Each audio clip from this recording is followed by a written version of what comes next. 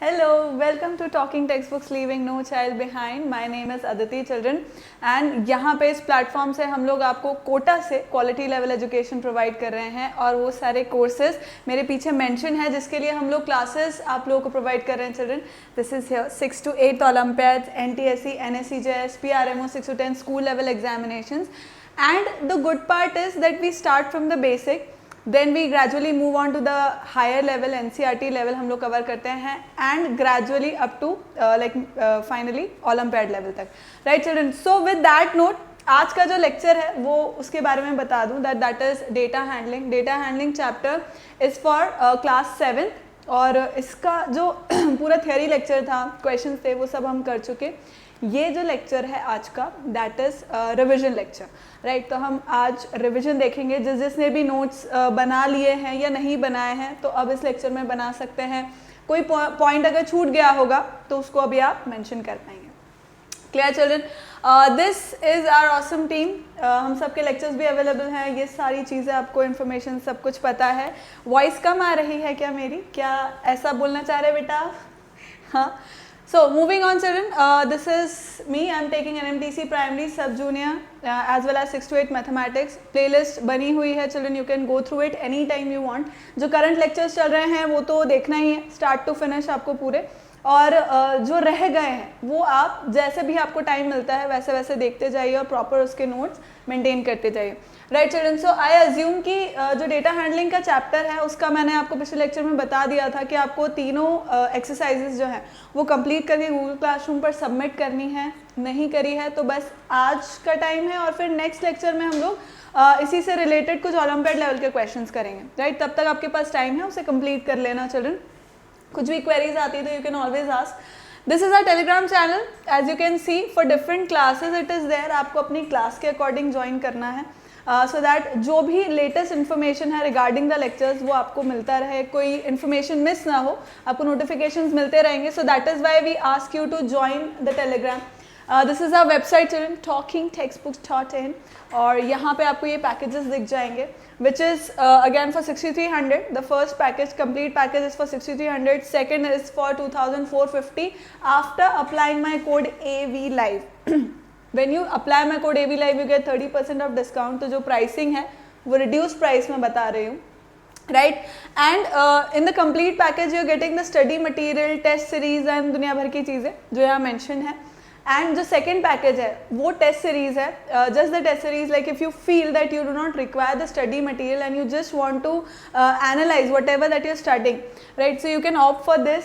Again children, इसके अंदर भी जो लेक्चर्स हैं वो और biweekly quizzes are free any ways.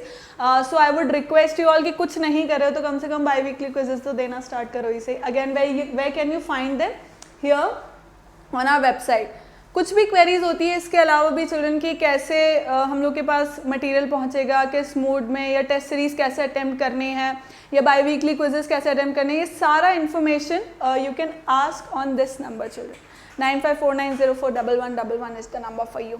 So you can call on that number and all your queries would be handled. So moving on, जो हमारा रिचुअल है उसको हम कंप्लीट करते हैं and then we'll start with our revision for today. ठीक है? Right, सो lecture 1 में हमने चिल्ड्रन क्या पढ़ा था? जो बेसिक है डेटा हैंडलिंग की, क्यों करते हैं हम लोग, क्या होता है उसके अंदर, जो उसके बेसिक कंसेप्ट्स हैं, we studied about that. Then represent कैसे करना है, उसे ऑर्गेनाइज करना, डेटा फ्रीक्वेंसी, इन सब चीज़ों के बारे में जो बहुत ही बेसिक चीज़ें होती है उसके बारे में हमने चर्चा की थी फर्स्ट लेक्चर के अंदर.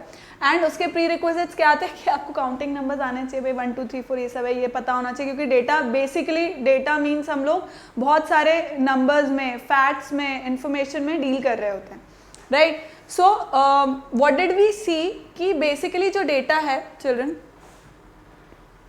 सो डेटा जो है अब like it can be use in this ways कि मैंने पहले भी आपको बताया था, जैसे आप कोई इंडस्ट्री स्टार्ट करना चाहते हैं या एक पर्टिकुलर कुछ इवेंट हो रहा है उसका आउटकम हमें निकालना है या ऐसा कुछ भी इंफॉर्मेशन चाहिए, राइट, तो डेटा वहाँ पे हमें काम आता है. अब बहुत सारा डेटा है बट वो सिर्फ अगर रॉ डेटा है, मतलब सिर्फ इन्फॉर्मेशन, बस फैक्ट्स हैं, बहुत सारे फैक्ट्स हैं, बहुत सारे नंबर्स हैं, तो वो मेरे कोई काम के नहीं जब तक कि मैं उसको एनालाइज ना, प्रॉपर उसको ऑर्डर करके और प्रॉपर एनालाइज ना कर लूँ, तब तक वो मेरे किसी काम के, वो सिर्फ सिंपल नंबर्स हैं, राइट। मैंने कुछ एग्जाम्पल्स भी लिए थे उस टाइम पे जब मैं लेक्चर पढ़ा रही थी। So this is the data that you collect, then you analyse it कि कहाँ कमी है। अब जैसे मान लो मैंने बताया कि टेस्ट के मार्क्स हैं, राइट। अब टेस्ट के मार्क्स, जैसे मैथमेटिक्स का टेस्ट हो रहा है हर 1 मंथ में या हर 20 डेज़ में, ठीक है। 20 डेज़ में जितना भी हमने कवर अप किया उसका टेस्ट लेते जा रहे हैं किसी एक पर्टिकुलर क्लास के लिए, फर्स्ट 7 स्टैंडर्ड इटसेल्फ। अब उसमें क्या हो रहा है, लाइक फर्स्ट 20 डेज़ के जो फर्स्ट टेस्ट हुआ उसमें बच्चों के कितने मार्क्स आए, फिर सेकेंड टेस्ट में कितने आए, थर्ड टेस्ट में कितने आए, अब वो सारा डेटा कलेक्ट हो चुका है, ठीक है। अब वो डेटा सिर्फ नंबर्स है, मेरे किसी काम का नहीं। जब तक कि मैं एक प्रॉपर उसको ऑर्डर ना दूं या पूरा प्रॉपर या तो पाई चार्ट में या बार ग्राफ में मैं देखूं उसको बना करके कि भाई कितने बच्चे अबव 90 थे, कितने बच्चे अबव 50 थे, कितने बच्चे बिलो 30 थे, तो इस तरह के जब मैं वो करूँगी, एनालिसिस उसका करूँगी, तब वो मेरे लिए यूज़फुल होगा कि कौन से बच्चे हैं जिनके ऊपर जिन्हें ज़्यादा मुझे टाइम देने की ज़रूरत है, कौन से ऐसे बच्चे हैं जो like they will be able to do it, या उन्हें ज़रा हिंट भी दे देंगे तो वो कर लेंगे, like all these thing, right. This is just an example. तो इस तरह से बहुत सारी चीज़ें होती है जो डेटा हमें काम आता है और उसको हम एनालाइज करते हैं, and then it gives us. अब जैसे टेस्ट का जैसे मैंने बताया आपको, तो इसके अंदर जैसे कोई भी पर्टिकुलर टीचर है, उसे किस एरिया में ज़्यादा वर्क करने की ज़रूरत है, या कोई टॉपिक ऐसा है जो बच्चों का वीक रह रहा है, उसमें उसे ज़्यादा क्वेश्चंस करवाने की ज़रूरत है, ये एक पार्ट हुआ उसका। अब फैक्ट्रीज़ वगैरह में या इंडस्ट्रीज़ में वो किस तरह काम आ रहा है कि भाई अगर आप ये मान लो कि सेल्स गिर रही है, ठीक है, मान लो डेटा कलेक्ट हुआ और उसमें ये पता लगा एनालाइज करने के बाद कि भाई सेल्स बहुत ज़्यादा ड्रॉप हो रहे हैं, तो उसके रीजंस फाइंड आउट किए जाएंगे, राइट। अब एक बार ये एनालिसिस करने से पता लगा कि भाई डेटा की सेल्स बहुत लो हो रही है, फिर वापस कलेक्ट किया गया कि भाई रीज़न क्या हो सकता है, कि क्या रीज़न से सेल्स लो हो रही है, ओवरऑल कुछ मार्केट में कुछ ऐसा है, नया प्रोडक्ट आ गया है जिसके वजह से ऐसा हो रहा है, या what ever it is, right. It could be anything, या अब उस प्रोडक्ट की ही ज़रूरत नहीं है मार्केट में, उसका सब्सटीट्यूट कुछ बहुत बेहतर आ गया है, इट कुड बी एनीथिंग। तो उससे हमें ये आइडिया मिलेगा कि भाई नहीं, हमें अपने प्रोडक्ट में कुछ मॉडिफिकेशन करना चाहिए, कुछ चेंजेस लाने चाहिए, एक्स्ट्रा फीचर कुछ ऐड करना चाहिए, राइट। जैसे मोबाइल कंपनीज है, राइट। तो मोबाइल कोई भी कंपनी अगर मोबाइल लॉन्च किया, अब उसके अंदर कुछ सर्टेन फीचर्स डाले, बट किसी और कंपनी ने ज़्यादा फीचर्स डाल दिए, अब उसकी सेल्स लाइक लो हो गई। एक्स कंपनी थी और वाई कंपनी थी, अब एक्स कंपनी के सेल्स लो हो गए, तो उसने देखा कि भाई वाई कंपनी या जेड कंपनी कोई भी है, वो अपने मोबाइल में उसी कॉस्ट में क्या क्या फीचर्स डाल रहे हैं। उन्होंने सारा डेटा इकट्ठा किया, सब चीज़ पता करी, एंड देन उन्होंने भी अपने उसमें एक्स्ट्रा फीचर्स देने की कोशिश करी। तो बेसिकली कहने का मतलब ये है कि जो डेटा है वो हमें इस तरह से काम आता है। चिल्ड्रन, जो डेटा एनालिसिस होता है वो इसलिए ही होता है ताकि हम किस तरह से अपने लाइक प्रॉफिट जनरेट कर सकें, like possibly, right. So that is a larger view of it. And then अब फिर डेटा की जब हम बात करें तो डेटा हमने 2 टाइप से पढ़ा था children. So data is basically what a collection of numerical figures gives us some particular type of information. कुछ इन्फॉर्मेशन होती है। डेटा क्या होता है? Basically collection of figures, right. अब वो भी 2 टाइप से होता है, एक होता है प्राइमरी डेटा, दूसरा होता है सेकेंडरी डेटा। प्राइमरी डेटा क्या होता है चिल्ड्रन? जो आप जो the person himself is collecting that data, या वो अपने वर्कर्स को बोल रहा है उस सब डेटा को कलेक्ट करने के लिए, राइट। थ्रू इंटरव्यूज या लाइक सर्वेस के थ्रू कर सकते हैं, या एक्सपेरिमेंट्स के थ्रू कर सकते हैं, ऑब्जर्वेशन के थ्रू कर सकते हैं, राइट। खुद से जब भी आप जाकर के कर रहे हैं तो दोज ऑल क्राइटेरियाज, मतलब वहाँ से जो जनरेट हुआ डेटा है वो सब क्या होता है? प्राइमरी डेटा होता है, राइट। जैसे आप खुद जाकर के लोगों से पूछ रहे हैं, इंटरव्यू ले रहे हैं, वहाँ पे सर्वे कर रहे हैं, तो ये क्या हुआ? ये हुआ प्राइमरी डेटा। सेकेंडरी डेटा क्या होता है? जो ऑलरेडी पब्लिश्ड है, ऑलरेडी मार्केट में है, ऑलरेडी कहीं ना कहीं है, और आप वहाँ से उस डेटा को उठा रहे हो, राइट। अपने प्रोजेक्ट में या अपने एनालिसिस के लिए आप उसको यूज़ कर रहे हो, तो that is secondary data.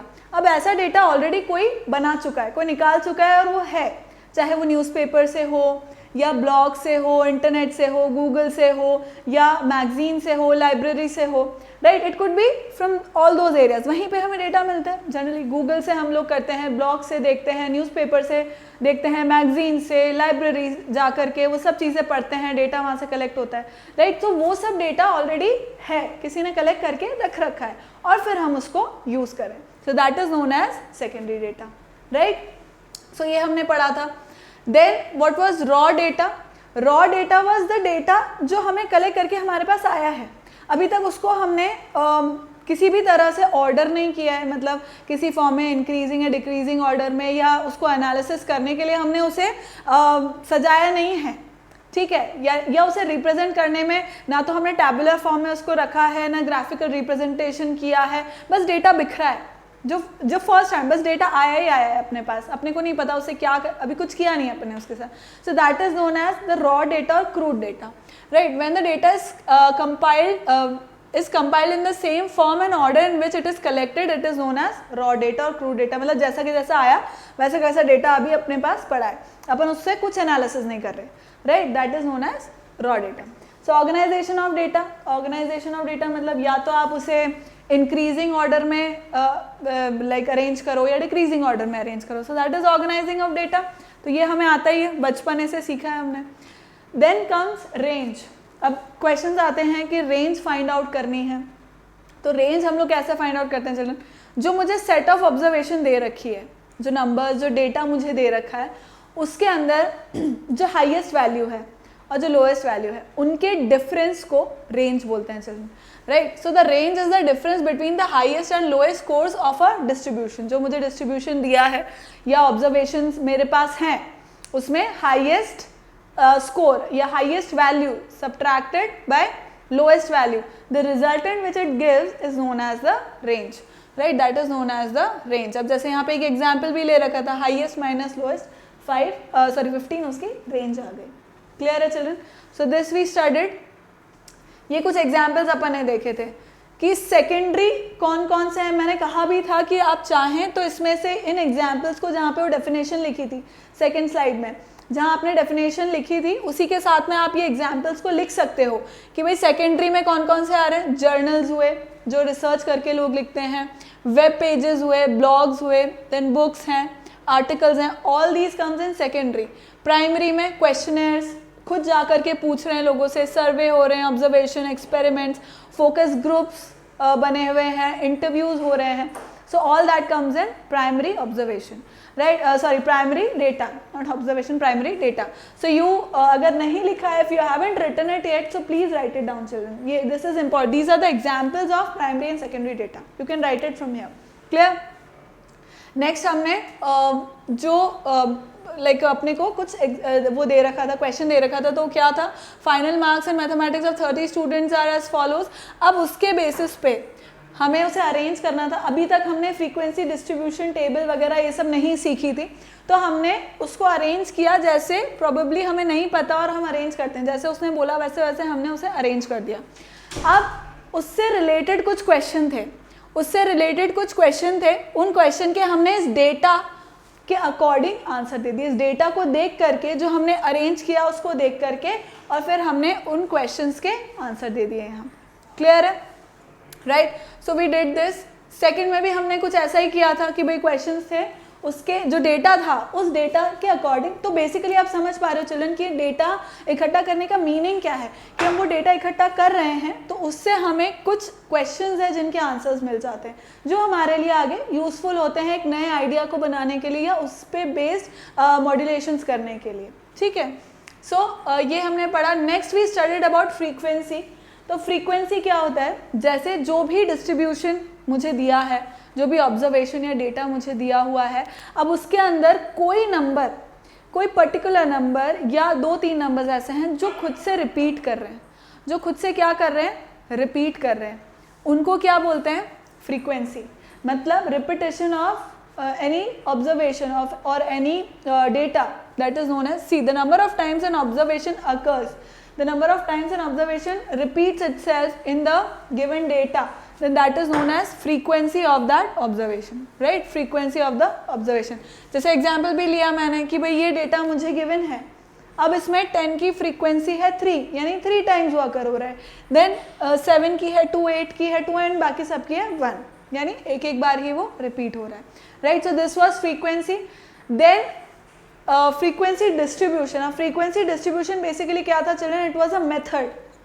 See, this is a method to practice raw data in the form which can easily understand the which like basically क्या है frequency distribution क्या होता है children? एक method होता है जिसके थ्रू हम लोग जो डेटा है, जो ये ऐसे रैंडम डेटा गिवन है, बस नंबर्स गिवन है, उसको मैं प्रॉपर अरेंज कर पाऊँ, प्रॉपर अरेंज करके और फिर मैं उसे समझ पाऊँ, like it should be legible तो खैर होगा इसे, but it becomes useful for me, right. मेरे लिए वो यूजफुल हो जाएगा कब? जब मैं उसको प्रॉपरली अरेंज कर दूंगी. So that is how frequency distribution helps us, like this is what it does and it helps us using that data, ठीक है, for the usage of that data.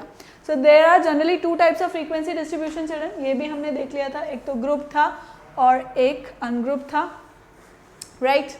So that was in lecture 2, apparently that was in lecture 2. So types of frequency distribution हम यहाँ पे next lecture में, second lecture में हमने यही पढ़ा था. और उसके प्रीरिक्विजिट क्या थे जो फर्स्ट लेक्चर में हमने पढ़ा कि भाई डेटा क्या होता है, रॉ डेटा क्या होता है, प्राइमरी सेकेंडरी डेटास क्या होते हैं, ये सब चीज़ें इन्फॉर्मेशन हमने पढ़ी. और उसके लर्निंग आउटकम्स क्या थे चिल्ड्रन कि भाई वही जो डेटा गिवन है उसको मैं एकदम सुंदर तरीके से सजा पा रही हूँ, ताकि सजाने का मतलब कि मैं उसको इंटरप्रेट कर पाऊँ, ठीक है. मेन यूज़ यही है कि मैं उसे इंटरप्रेट कर पाऊँ, यूज़ कर पाऊँ अपने like whatever my aims are to fulfil that, right. So now frequency this is what ungrouped frequency distribution. Ungrouped frequency distribution में कोई grouping नहीं है.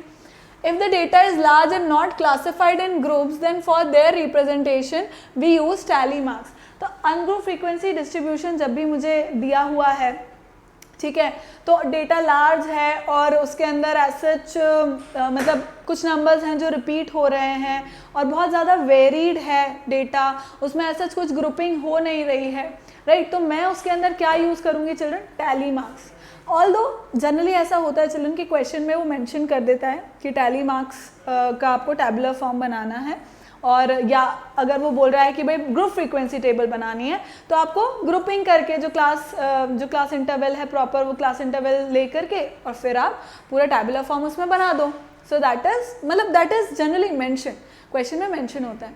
एंड सेकेंड पार्ट ये कि चिल्ड्रन जो ओलंपियाड लेवल के क्वेश्चंस होते हैं, जो ओलंपियाड में जब भी एग्जाम्स इस तरह के होते हैं, उसके अंदर इस तरह के टॉपिक में चिल्ड्रन आपको ड्रॉ नहीं करना होता. You don't have to draw, right, क्योंकि उसमें वो ऑलरेडी ड्रॉन रहता है और उस आप ये कह लो कि उस ग्राफ पे या उस टेबल पे बेस्ड आपको क्वेश्चन पूछा जाता है. So you have to answer that.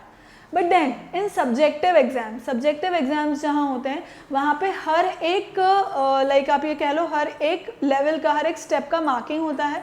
And फिर अगर हम स्कूल की बात करें पर्टिकुलरली चिल्ड्रन, तो स्कूल में आपको नीटनेस का प्रॉपर आपने स्केल यूज़ किया है, इन सब चीज़ों का मार्क्स होता है, राइट. तो we have to maintain the same thing. हमें वही चीज़ लाइक शुरू से, ऐसा नहीं होगा कि आदत एकदम से नहीं बनती चिल्ड्रन. इसलिए ज़रूरी है कि हम 6, 7, 8, 9 ये जो इस वक्त की जो शुरुआत की क्लासेस होती है वहीं से हम अपना डिसिप्लिन बना के चले चिल्ड्रन. बिल्कुल ही रफ वर्क करना ऐसा नहीं है, शुरू से हम प्रॉपर करके चलें ताकि एग्जाम में कहीं पर भी चाहे सब्जेक्टिव हो चाहे ऑब्जेक्टिव हो मार्क्स नहीं कटने चाहिए, ठीक है. तो जब भी हमें इस तरह का कंस्ट्रक्शन करना है तो वो डेफिनेटली सब्जेक्टिव टाइप पेपर ही होगा जिसमें हमें इस तरह से बनाना होगा, राइट. चलो जस्ट अ सेकेंड.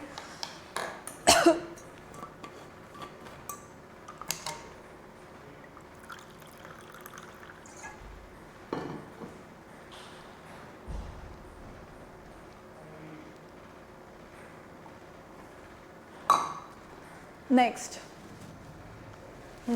सो अब इसमें मैंने construction of ungrouped frequency distribution में मैंने क्या किया था चिल्ड्रन? आई टोल्ड कि भाई टैली मार्क्स अगर है तो टैली मार्क्स का रिप्रेजेंटेशन किस तरह से होगा. अगर कोई नंबर एक बार रिपीट हुआ है, मतलब उसका फ्रीक्वेंसी एक ही है, एक बार रिपीट होना मतलब एक ही बार अकर हो रहा है वो, तो मैं उसे सिंगल लाइन से बता दूंगी. अगर उसकी फ्रीक्वेंसी 2 है मतलब वो नंबर उस ऑब्जर्व डिस्ट्रीब्यूशन में 2 बार आ रहा है, तो मैं 2 स्ट्रेट लाइन से उसको डिपिक्ट कर दूंगी. 3 बार रिपीट हो रहा है तो मैं 3 स्ट्रेट लाइन से 4 बार रिपीट हो रहा है तो 4 straight line, but 5 times repeat हो रहा है तो मैं क्या करूँगी 1 2 3 4 एंड एक स्लैंटिंग लाइन 5। जो स्लैंटिंग लाइन होगी वो 5th नंबर को रिप्रेजेंट करेगी चिल्ड्रन। ऐसा नहीं होगा कि मैं 5th लाइन और बना दूँ, right. This completes the set, 5 का सेट कंप्लीट हो गया। अब 6th, तो 1 2 3 4 5 एक कैंसिल आउट हुआ और 6th नेक्स्ट वाला आ गया, राइट। देन 7, अब 7 में है तो वही 5 का सेट तो एज इट इज रहेगा, उसमें +2 हो गया। 8 है तो 5 का सेट एज इट इज रहा, +3 हो गया।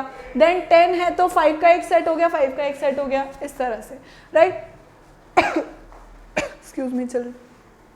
तो ये क्या है, व्हाट इज दिस चिल्ड्रन, ये रिप्रेजेंटेशन है टैली मार्क्स का, मतलब फ्रीक्वेंसी जब भी हमें दी हुई होती है तो इस तरह से हम उसको रिप्रेजेंट कर सकते हैं, राइट। तो फिर मैंने कुछ यहाँ पे एग्जाम्पल भी लिए, जैसा उसने टेबल बना रखी थी मैंने क्या किया, उसका जो डिस्ट्रीब्यूशन था वो मैंने मेंशन कर दिया कि भाई हो सकता है ये इस तरह से, या कुछ तो गिवन है, और उस पे बेस, जैसे 12 कितनी बार रिपीट हो रहा है, एक बार, 15 2 बार, 17 3 बार, 19 5 times and so and so fourth, right. इस तरह के डिस्ट्रीब्यूशन में मैंने उसको डाल दिया। क्लियर है चिल्ड्रन? सो ये हमने पढ़ा था construction of ungroup frequency distribution and we did an example. कुछ क्वेश्चन थे, though it is lengthy children, it is time taking and lengthy. ऐसा होता है क्योंकि हमें एक एक डेटा को देखना पड़ता है और इसका कोई और तरीका नहीं होता है। You have to see it manually, एक एक चेक करना पड़ता है, राइट, एग्जाम में। So number of children and tally marks की भाई कितने किसी भी फैमिली में बच्चे थे वो हमने यहाँ पे इस क्वेश्चन को किया था। Next was group frequency distribution. अब ग्रुप फ्रीक्वेंसी डिस्ट्रीब्यूशन में क्या है children, when the list of observation is long the data is usually organised into groups. मतलब थाउजेंड्स में, लैक्स में, मिलियंस में अगर डेटा है तो फिर क्या करोगे, फिर हमें ग्रुपिंग करनी ही पड़ती कि भाई इस ग्रुप से इस ग्रुप तक लेकर कितना, जैसे मैंने आपको बताया था कि भाई आप क्लोथिंग के लिए कर रहे हो तो भाई 0 से लेकर 5 ईयर्स तक के बच्चों के लिए एक ग्रुप हो गया, देन 10 to 15 के लिए दूसरा ग्रुप हो गया, से 40 to 45 के लिए तीसरा ग्रुप, या जैसा भी आपने सेट कर रखा है, राइट। तो इस तरह की ग्रुपिंग हमें ज़रूरी होती है। तो वहाँ पे क्या होता है, वहाँ पे कुछ टर्म्स यूज़ होती है चिल्ड्रन। तो ग्रुपिंग है, अगर क्लास इंटरवल होगा, क्लास इंटरवल मतलब कि यहाँ से लेकर के यहाँ तक का, यहाँ से लेकर के यहाँ तक के जितने भी जने हैं वो उस ग्रुप में आएंगे। तो यहाँ से यहाँ जो है उसको हम क्या बोलते हैं, लोअर लिमिट और अपर लिमिट। अपर लिमिट मतलब यहाँ से स्टार्ट होते हुए मतलब लोअर लिमिट जहाँ से स्टार्ट हो रही है अप टिल अपर लिमिट मतलब जहाँ तक के डेटा को हम ले सकते हैं, ठीक है। So this was lower limit. The lower value of a class interval is called its lower limit and the upper value of the class interval is called its upper limit. मतलब जहाँ से स्टार्ट हो रहा है वो lower limit है, जहाँ तक का मुझे लेना है वो अपर लिमिट हो जाती है, राइट। सो मतलब 45 से 42 तक मुझे सारे नंबर्स इसी के अंदर चाहिए, इसी ग्रुप के अंदर चाहिए। आए बात समझ में चिल्ड्रन, ये बात आई समझ में। Next was size of the class. तो साइज ऑफ द क्लास कैसे अपन निकालेंगे children, size of the class मैंने बताया था इट शुड बी इक्वल। मतलब कोई एक पर्टिकुलर अगर मुझे क्वेश्चन दे रखा है तो उसके अंदर जो क्लास साइज होती है या क्लास विड्थ होती है वो इक्वल होनी चाहिए, राइट, वो सेम होनी चाहिए, मतलब बेसिकली सेम होनी चाहिए कहने का मतलब। तो क्लास इंटरवल होता, सॉरी क्लास साइज होता क्या है, जो अपर लिमिट है minus lower limit, upper limit minus lower limit, upper limit minus lower limit, that should be same, that is known as class size. Upper and the lower class limit is called, see the difference between the upper and the lower class limit is called the size or width of the class interval. So ये हम समझ गए कि size क्या होता है। Then we studied about class mark. Class mark क्या होता है children, upper limit plus lower limit upon 2. So this was class mark. Clear, इतना हमने ये सब चीज़ें पढ़ ली थी। आई होप आपने इसके नोट्स प्रॉपर बना लिए होंगे। Then we studied about the construction of group frequency distribution, जिसमें मैंने कहा था कि आपको टैली मेंशन करने की ज़रूरत नहीं, राइट। जब भी हम ये बना रहे हैं तो हम ये फ्रीक्वेंसी लिख ही रहे हैं, we are already writing this frequency, तो उसमें टैली की ज़रूरत नहीं, वो हम जनरली अनग्रुप एक्सक्यूज मी वो हम जनरली अनग्रुप में लिखते हैं, राइट। पर फिर भी आपका मन है, टाइम बच रहा है, सुंदर लग रहा है, बना दो, अदरवाइज नॉट रिक्वायर्ड, ठीक। अब इसके अंदर see class size will remain same for given question, मतलब कोई भी एक क्वेश्चन मुझे दे रखा है उसका क्लास साइज सेम रहेगा। मतलब upper limit minus lower limit should be same in every group, हर एक ग्रुप में जो मेरा क्लास साइज है वो सेम ही रहेगा। यहाँ से यहाँ देख लो, इधर इधर इधर इधर इधर, राइट। तो मुझे ये क्लास इंटरवल दिया हुआ है, ये क्लास इंटरवल दिया हुआ है कि भाई 41 से 49 kg के बीच में जितने भी वेट्स हैं वो सब इस फर्स्ट ग्रुप में आएंगे, फिर सेकंड में आएंगे, थर्ड में आएंगे, फोर्थ में, जैसे 68 से 76 kg तक के जितने भी वेट्स हैं वो सब इस ग्रुप में आएंगे। उसकी फ्रीक्वेंसी कितनी है, कितने मेरे पास बैग्स हैं, इतने इतने kgs के। सो देखो 41 से 49 kg के बीच में जितने भी बैग्स हैं वो कितने, 3 हैं।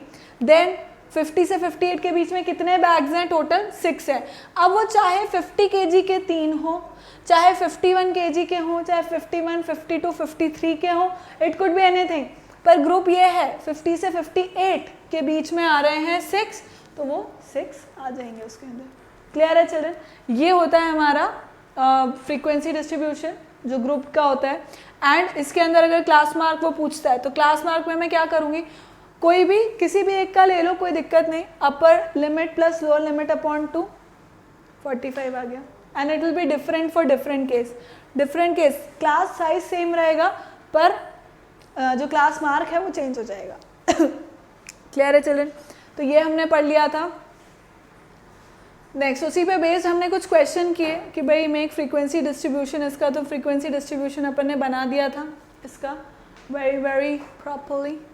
देन लेक्चर 3 के अंदर अपन ने कुछ क्वेश्चन ही किए थे चिल्ड्रन, प्रैक्टिस क्वेश्चन किए थे। And we did what, bar graph, हमने बार ग्राफ के बारे में चर्चा करी थी इसके अंदर, वी स्टडीड अबाउट दैट। इसमें भी यही है कि जो प्री रिक्विजिट्स हैं वो पहले वाले लेक्चर्स ही थे कि भाई आपको data, raw data, primary secondary, ये सब चीज़ें पता होनी चाहिए कि भाई क्या होता है डेटा का बेसिकली, क्यों हमें रिप्रेजेंट करना है, क्या ज़रूरत है उसकी, राइट। तो ये सारा नॉलेज होना चाहिए।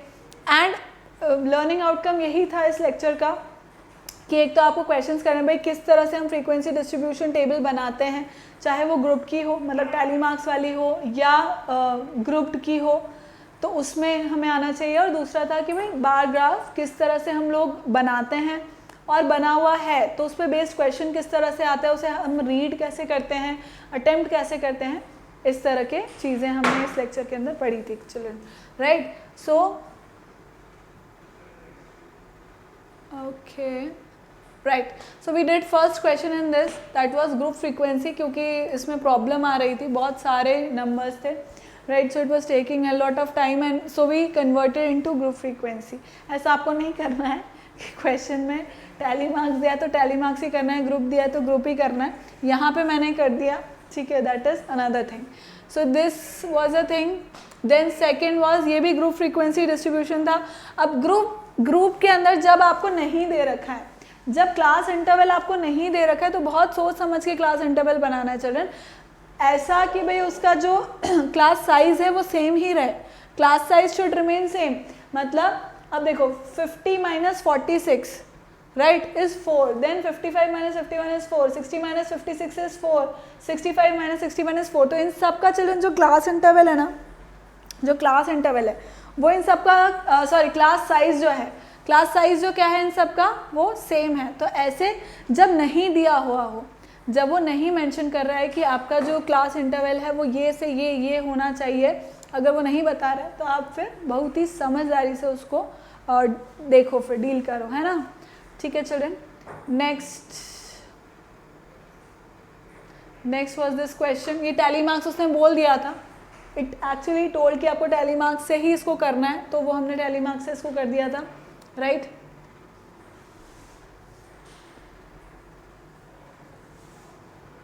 Fine, next was graphical representation of data. अब ग्राफ के थ्रू या बार ग्राफ के थ्रू, मतलब बेसिकली दिस इज ग्राफ और bar graph we can say, उसके थ्रू डेटा को रिप्रेजेंट करना, like pictorial representation of the data. So that is more like more intuitive, more interesting. जब बहुत सारा बोरिंग सा डेटा, बहुत सारे नंबर्स मेरे पास हैं, तो it looks very boring, right, very monotonous. तो उसको थोड़ा इंटरेस्टिंग बनाने के लिए हम लोग इस तरह के बार्स यूज़ कर लेते हैं चिल्ड्रन, ताकि क्या हो कि जो डेटा हमने देखा, अब जैसे देखो, देखते ही मुझे पता लग रहा है कि दिस इज़ द हाईएस्ट, यहाँ पे, तो इसका मतलब ब्लूबेरी सबसे ज़्यादा परचेज की गई है बाय पीपल, राइट। मुझे देखते ही समझ आ गया, ऐसा नहीं है मुझे डेटा को देखना पड़ रहा है, अरे इतने बार वो रिपीट हो रहा है, ऐसा है, इसका मतलब फ्रीक्वेंसी है। देखते ही मुझे एट अ ग्लांस किसी को भी समझ आ जाएगा कि भाई हाईएस्ट क्या है। सो that is the magic, that is the beauty of it, कि हम क्यों डेटा को इस तरह रिप्रेजेंट करते हैं पिक्चर्स में, पाई चार्ट में रिप्रेजेंटेशन होता है उसका, इसीलिए होता है, राइट, ताकि कोई भी देख करके एट अ ग्लांस एक ही बार में समझ आ जाए, पूरे डेटा को एनालिसिस कर रहे हैं, ऐसा ऐसा देख रहे हैं, टाइम वेस्ट नहीं हो, देखते ही समझ आ जाए। That is the use of pictorial representation. आप ये कह लो कि बार ग्राफ का ये यूज़ है। सो अब बार ग्राफ की कुछ स्पेसिफिकेशंस क्या हैं कि भाई आप सबसे पहले तो उसे 2 एक्सिस पे बनाते हो, say one is this is x axis, this is y axis, right. अब जो बार बन रहा है उसका विड्थ सारे बार्स का क्या रहेगा, सेम रहेगा, and length obviously would vary, length vary मतलब उसका जो हाइट है वो वैरी करेगा, right. Height is going to vary because वो तो इसके ऊपर बेस्ड है, वेरिएट के ऊपर बेस्ड है कि भाई वेरिएबल उसका क्या साइज होगा, वहीं से तो हमें पता लग रहा है, बट बेसिक उसका जो विड्थ है सारे बार्स का सेम रहेगा, और हर बार के मतलब इस बार से दूसरे बार के बीच में जो डिस्टेंस है that is going to be same. जो डिस्टेंस यहाँ से यहाँ के बीच में है, यहाँ से यहाँ के बीच में, वो क्या रहेगा children, that is going to remain same. So ये हमने पढ़ा था, bar graph is a pictorial representation of data in which bars of uniform width are drawn with equal spacing between them on one axis depicting the variable, the values of variable are shown. ये हमको information पता लग गई थी। तो मैंने बताया था आपको कि भाई जैसे देखो यहाँ पे क्या है, एक पर्टिकुलर जो चीज़ है, जो एक चीज़ है यानी कि फ्रूट, वो मेंशन हो रहा है, यहाँ पे जो वेरिएबल है वो मेंशन हो रहा है कि भाई कितना कितना वेरिएट कर रहा है। So like number of people who bought apples are 35, number of people who bought grapes possibly are just 5। सो हमें यहाँ से इस तरह से रीड करना होता है, राइट, इस तरह से मुझे रीड करना होता है कि भाई वो कहाँ पे जाकर के मैच कर रहा है। So you can use a scale, आप एक रूलर को, स्केल को यूज़ करके और देख सकते हो कि भाई उसका जो एज है वो कौन से नंबर से अलाइन हो रहा है, right. So you can see according to this. अब यही बार ग्राफ था, बार ग्राफ से रिलेटेड हमने क्वेश्चन किया था चिल्ड्रन, जहाँ पे भी actually made a bar graph. अब मैंने कहा था कि जब आप अगर जो ग्राफ पेपर है, if you are drawing it on that is best, आपको नॉलेज मिलेगा, समझ में आएगी चीज़ें। If you are drawing it on a plain paper, तो फिर आप प्रॉपर स्केल लेकर के, प्रॉपर स्केलिंग जो मेजरमेंट है वो प्रॉपर लेना होगा।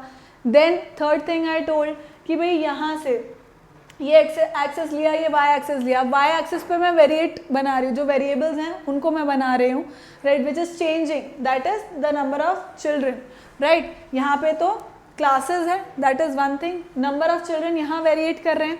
तो अब मैंने क्या बोला था कि यहाँ पर 0 है, this is the origin point, O लिख दिया मैंने ओरिजिन, तो दिस इज 0, राइट। अब 0 से स्केल मैंने क्या बोला था चिल्ड्रन, स्केल सेम लेना है अपने को। सो लाइक अगर मैं यहाँ से देखूँ 80 से 90 डिफरेंस कितना है 10 का, 90 से 100 डिफरेंस इज ऑफ 10, फिर 100 से 110 10 का। आप चाहो तो 5 का भी ले सकते हो children, you can take it for 5 also. 80 से 85, 85 से 90, 90 से 95, 95 से 100, you can take the difference of 5 as well, there is no problem, right. मैंने 10 का लिया डिफरेंस, ठीक है।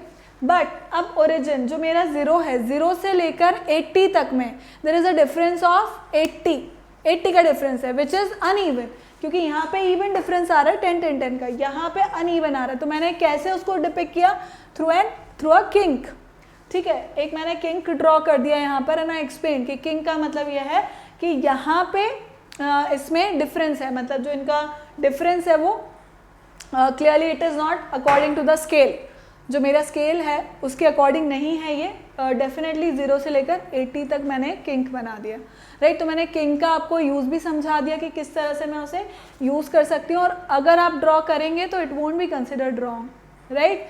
So you can even like find it out, Google भी कर सकते हो आप लोग, तो आपको पता लग जाएगा।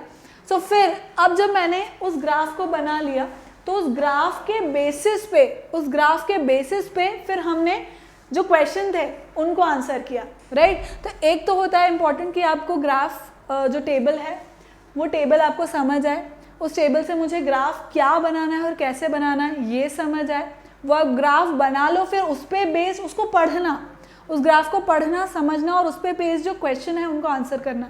तो ये सारी चीज़ें ग्राफ के अंदर होती है चिल्ड्रन।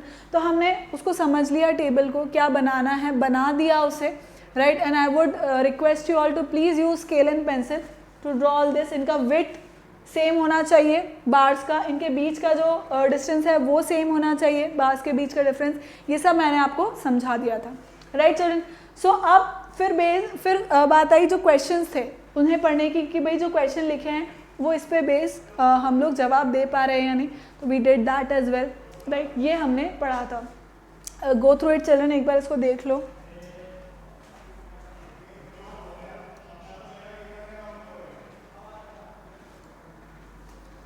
क्लियर? नेक्स्ट, अब नेक्स्ट पॉइंट ये था कि जैसे अगर हम ओलंपियाड की बात करें तो वहाँ पे क्वेश्चन गिवन है, जो ग्राफ है, बार ग्राफ है वो गिवन है। अब मुझे इसको पढ़ करके और फिर क्वेश्चन के आंसर देना है, राइट। तो क्वेश्चन कुछ इस तरह से था कि मैक्सिमम डिक्रीज कहाँ है, तो वो मैक्सिमम डिक्रीज जो मैंने 2 साल का देखा कॉन्टिन्यूस, वो पूछ रहा है कॉन्जिक्यूटिव ईयर्स का, राइट, कॉन्जिक्यूटिव ईयर्स का।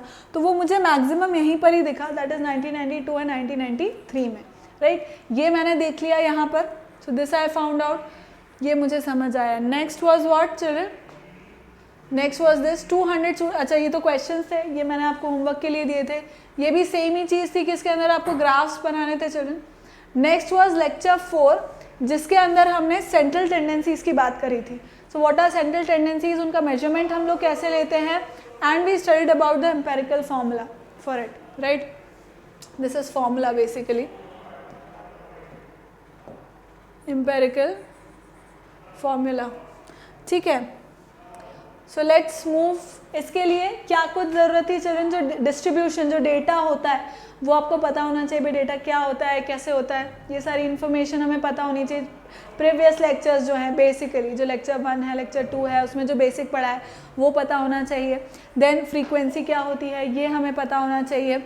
सो वी आफ्टर दिस लेक्चर, मतलब इस पर्टिकुलर लेक्चर के बाद, लेक्चर 4 के बाद हम लोग क्या कर पा रहे थे, जो मुझे सेंट्रल टेंडेंसी से पहले तो ये समझ में आया कि होती क्या है, कैसे हम उसे कैलकुलेट कर सकते हैं। भाई डेटा हैंडलिंग के अंदर किस तरह से, स्टैटिस्टिक्स के अंदर मतलब कौन सी सेंट्रल टेंडेंसीज होती है और हम उसे किस तरह मेजर कर सकते हैं, ये हमने इसके अंदर देखा था। उन तीनों के बीच का जो रिलेशन होता है, एम्पेरिकल फॉर्मूला जो हमने निकाला थ्रू एक्सपेरिमेंट्स एंड ऑब्जर्वेशन, वो हमने जनरेट किया, मतलब वो हमने देखा उसके अंदर, जनरेट तो नहीं किया, मतलब वो देखा कि वो किस तरह से, वो रिलेशन क्या होता है, हम कैसे क्वेश्चंस कर सकते हैं उससे रिलेटेड।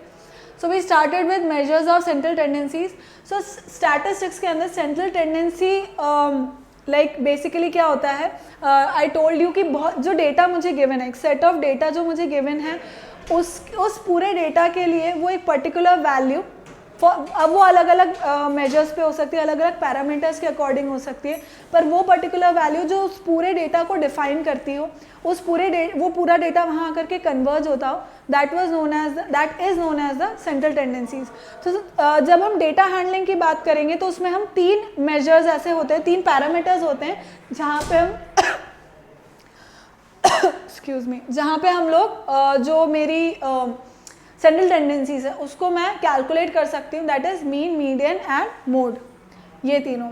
फिर हमने पढ़ा कि मीन, मीडियन, मोड को हम निकालते कैसे हैं। वी स्टडीड अबाउट दिस कि भाई मीन जो है वो बेसिकली एवरेज है, जो एवरेज हम निकाल रहे होते हैं किसी भी डेटा का, एंड उसको हम रिप्रेजेंट कैसे करते हैं, थ्रू अ सिंबल x और उसके ऊपर एक bar, and it is read as x bar only, right. So that was equal to what, x bar or the arithmetic mean or mean was calculated. How was it calculated? So it was basically sum of all the observations, मतलब जो भी मेरे observations हैं उनका sum divided by the number of observation, जो हम बचपने से करते हुए आ रहे हैं, एवरेज के अंदर यही करते हैं हम लोग। So it was, अब उसको रिप्रेजेंट करने का तरीका क्या था, समेशन xi। अब i क्या है, i is basically 1 to n, मतलब 1 से लेकर n तक के जितने भी ऑब्जर्वेशंस हैं उन सबका sum was i, right. So this was mean, ये हमने मीन निकाला कि भाई मीन इस तरह से निकाला जाता है फॉर अनग्रुप डेटा, जो मुझे डेटा बस दिया हुआ है, बहुत सारे जो ऑब्जर्वेशंस मुझे दिए हुए हैं उसको मैं इस तरह से कैलकुलेट कर सकती थी। और अगर कहीं मुझे ऐसा दिया हुआ है कि भाई mean is already given, mean मुझे गिवन है और नंबर ऑफ ऑब्जर्वेशन मुझे गिवन है, मुझे टोटल सम निकालना है, जो जितनी भी ऑब्जर्वेशन है I am suppose to take out the sum of that. So I would simply multiply this n with the mean, right? I would simply multiply the number of observation with the given mean and I'll get the sum of all the observation that is given. Excuse me. Clear? So this was mean. Then we did two questions for that हमने दो question किए explaining it कि हम किस तरह से उसको calculate कर सकते हैं, right? Then was when the data is given in the form of frequency distribution. जब frequency distribution है, मतलब frequency जो group frequency है उसके लिए अगर मुझे calculate करना है तो मैं किस तरह से करूँगी उसको. So there was a method, see method to calculate mean when the data is given in the form of frequency distribution. ठीक है, तो अब उसमें क्या है, mean is equals to summation fx upon summation f. इससे पहले वाला क्या था, अनग्रुप था, पर अब वाले में क्या है, frequencies दी हुई है मतलब कोई भी particular observation number of times repeat कर रही है, तब उस केस में मैं उसे किस तरह निकालूंगी, mean is going to be summation of और sum of product of frequency and the observation divided by sum of the frequencies, right, all the frequencies मतलब basically.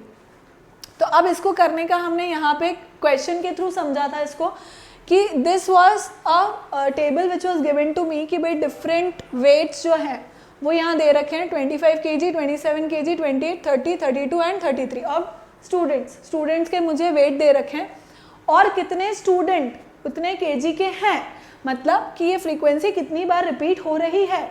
So 25 kg is repeating itself 5 times, मतलब 25 5 बच्चों के 25 kg है. सो इस तरह से frequency given है. अब मैं उसका टेबल किस तरह से बना रही थी, वेट जो गिवन है दैट इज x, वो मेरा नंबर ऑफ ऑब्जर्वेशन है that is x, right. Then is मतलब not number of observation that is my x, मतलब नंबर जो ऑब्जर्वेशन हैं वो हैं मेरी, not number of observation but observation, right. उसकी फ्रीक्वेंसी कि वो कितनी बार अकर हो रहे हैं वो यहाँ पे मेंशन कर दी मैंने f फॉर्म में. देन इज fx, जो थर्ड कॉलम मैंने बनाया वो बनाया मैंने fx का, मतलब इन दोनों का मल्टीप्लिकेशन, इन दोनों के प्रोडक्ट का मैंने थर्ड कॉलम बनाया. सो 25 इंटू 5 किया, फिर 27 इंटू 4, दिस एंड फाइनल. फिर मैंने निकाला समेशन ऑफ f क्योंकि वो मुझे रिक्वायर्ड है मेरे मीन के जो मतलब मीन मुझे निकालना है उसमें, तो मैं समेशन ऑफ f निकाला. सिमिलरली मैंने समेशन ऑफ fx निकाला, मतलब समेशन मतलब इन सबको ऐड कर दिया और इन सबको ऐड कर दिया. फाइनल रिजल्टेंट मुझे मिल गया. फाइनल रिजल्टेंट मिलने के बाद अब मेरा जो मीन का फॉर्मूला था that was summation fx upon summation f, उसको मैंने कर दिया.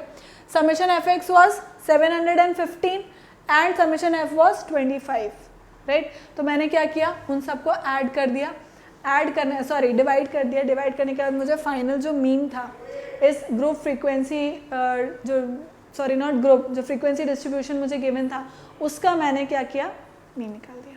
Clear children. सो ये दो तरीके थे, वो मैंने समझा दिए थे आपको. Then was median. अब मीडियन क्या करता है, कोई भी डिस्ट्रीब्यूशन मुझे गिवन है उसको वो दो इक्वल पार्ट में डिवाइड कर देता है, दो इक्वल पार्ट में डिवाइड कर देता है, that is the use of median. अब उस मीडियन में देखो, मीडियन आपको पता है ट्रायंगल के अंदर मीडियन क्या करता है, याद है, राइट. सो केस यहाँ पर भी कुछ ऐसा ही है कि वो जो मेरा डिस्ट्रीब्यूशन है, जो मेरा डेटा गिवन है उसको दो इक्वल पार्ट्स में डिवाइड कर देता है. सो अब मीडियन भी किस तरह से हम लोग निकालेंगे, जब मुझे अनग्रुप्ड डिस्ट्रीब्यूशन दिया हुआ है, राइट. जब मुझे अनग्रुप्ड डेटा दिया हुआ है उसके अंदर स्टेप 1, सबसे पहले मुझे अनग्रुप्ड डेटा दिया हुआ है, मुझे उसका मीडियन निकालना है. तो उसका स्टेप 1 क्या था कि मैं उसे असेंडिंग ऑर्डर में अरेंज करूं, सबसे पहली बात. सेकेंड बात ये चेक करनी थी कि नंबर ऑफ ऑब्जर्वेशन जो है वो इवन है या ऑड, राइट. वो इवन है या ऑड.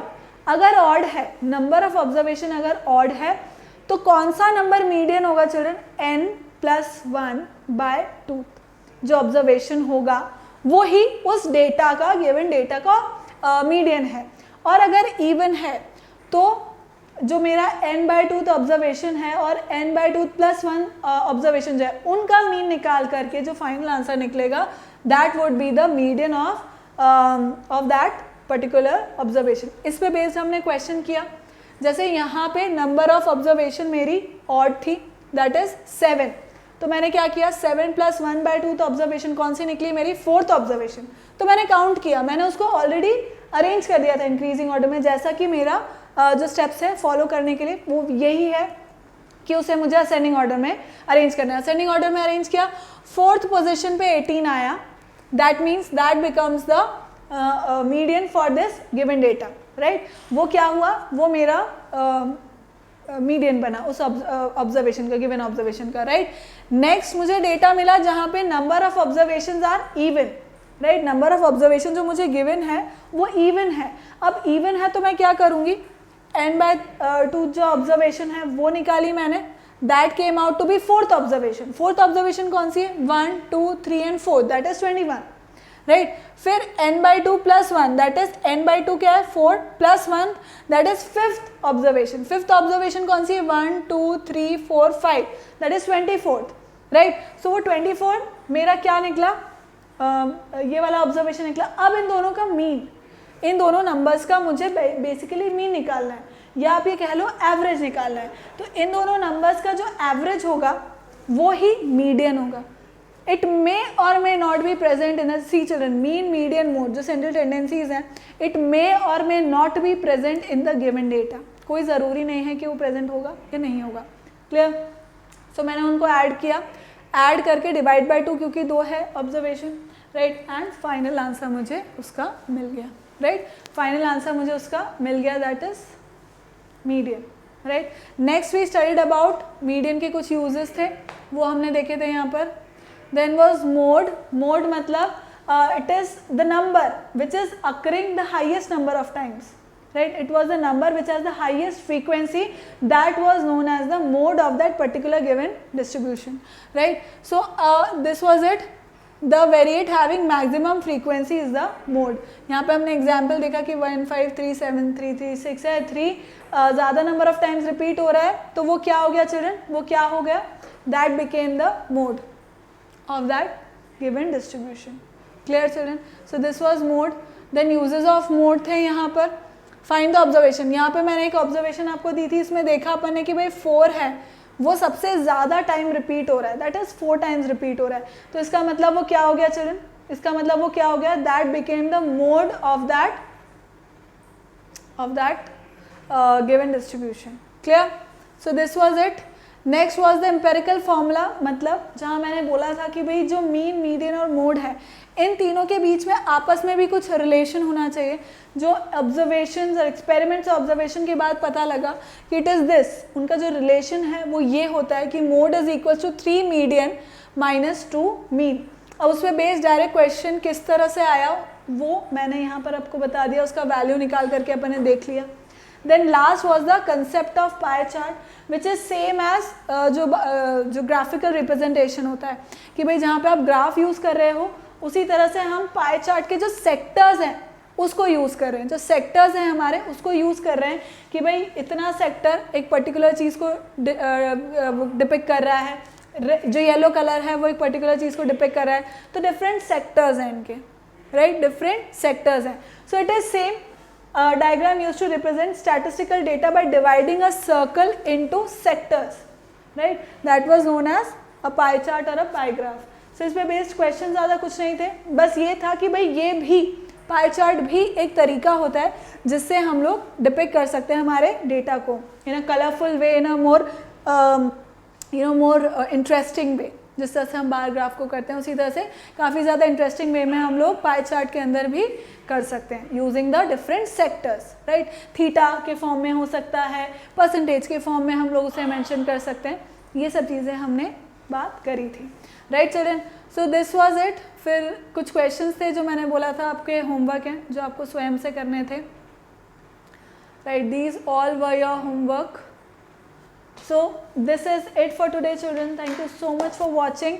होमवर्क आई होप्स आपने कर लिया होगा, नहीं किया तो अब आप सबमिट कर दीजिएगा। इसके नेक्स्ट लेक्चर में हम लोग कुछ क्वेश्चंस देख लेंगे, लाइक आई हैव टू सी कि ओलंपियाड लेवल के क्वेश्चंस लेने हैं या मैं नेक्स्ट चैप्टर स्टार्ट करा दूँ, वो आपको नेक्स्ट लेक्चर में ही पता लगेगा children. So till then bye bye, take care.